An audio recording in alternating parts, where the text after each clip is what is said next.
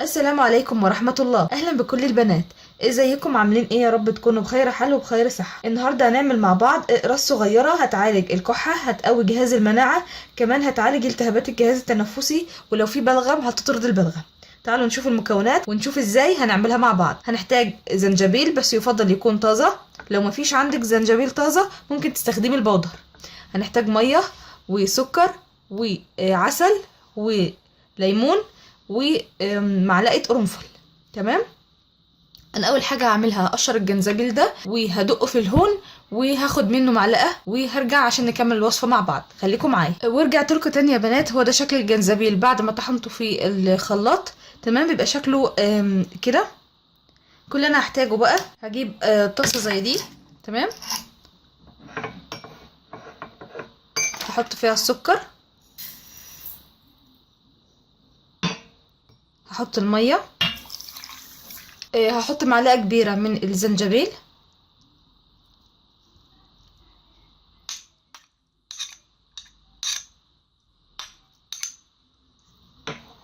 تمام. كمان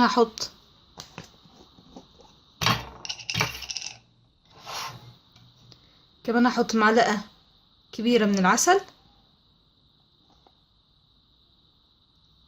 ده العسل اهو يا بنات. عصير الليمون. واخر حاجه هحط القرنفل.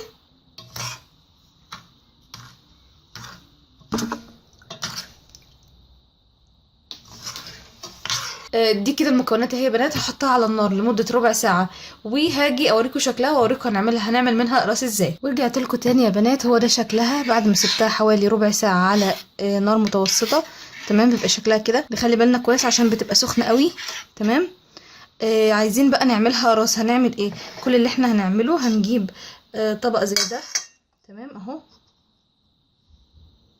وهناخد بالمعلقه كده شويه صغيرين وننزلهم على هيئه قرص كده.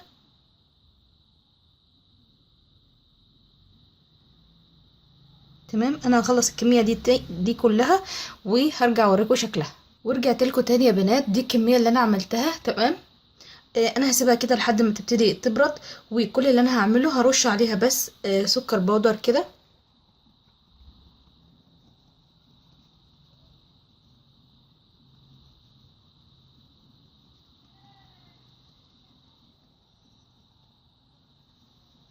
تمام. واول ما تنشف وتجمد خالص هعبيها في برطمان وهيكون شكلها كده. ورجعت لكم تاني يا بنات. هو ده شكله بعد ما خلص. بيكون عبارة عن اقراص بالشكل ده.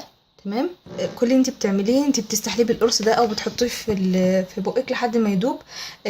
الاقراص دي او اقراص الزنجبيل دي مهمة جدا التهاب الحلق وعلاج السعال. كمان الجنزبيل فيه خصائص بتساعد على تحفيز المخاط وطرده. تمام يا بنات. وكمان بتخفف من السعال الجاف وبيحتوي على مضادات للأكسدة، بتطهر الحلق والجهاز التنفسي من السموم. كمان بيقلل من حساسية الجهاز التنفسي لأن فيه خصائص مضادة للربو. كمان الناس اللي بتشتكي من التهابات الشعب الهوائية الأقراص دي هتبقى مفيدة جدا ليها. كمان بيمنع نمو البكتيريا في الحلق. الأقراص دي يا بنات القرنفل اللي فيها فيه زيوت طيارة.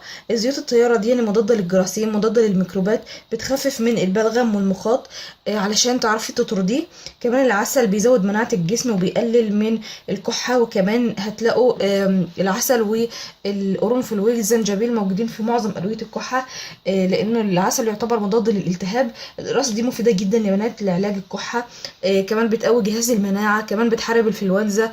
التهاب الجهاز التنفسي هتعالجه. كمان هتطرد البلغم وهتخفف من حدة السعال. كده انا خلصت الفيديو بتاعي يا بنات. اتمنى ان انتوا تعملوها وتجربوها. هتلاقوا طعمها حلو جدا وهتلاقوا فوائدها حلوه قوي للناس اللي عندها التهاب في زورها او التهاب في الحلق. اتمنى الوصفه تعجبكم ان شاء الله. لو حد عنده سؤال او استفسار بخصوص اي حاجه في الوصفه يسيبها لي في التعليقات وبرد عليكم. ما تنسوش لو عجبكم الفيديو تعملوا لايك شير سبسكرايب. اشوفكم في فيديو جديد بامر الله. سلام عليكم.